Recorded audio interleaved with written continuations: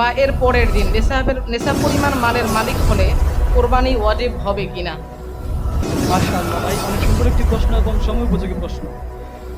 তো প্রশ্নটির উত্তর হচ্ছে, যদি কোনো ব্যক্তি ঈদের দিনগুলোতে, অর্থাৎ ঈদের দিন সূর্যাস্ত হতে, সূর্য উদয় হতে 12 জিলহজ সূর্যাস্ত পর্যন্ত এই সময়ের ভিতরে সে যদি নেশাব পরিমাণ মালের মালিক হয়, তথা 7.5 তোলা স্বর্ণ এবং 52.5 তোলা রূপা অথবা এর সমপরিমাণ সম্পদ তার কাছে ওই কুরবানির দিনগুলিতে থাকে, তাহলে তার উপর কুরবানি ওয়াজিব হবে।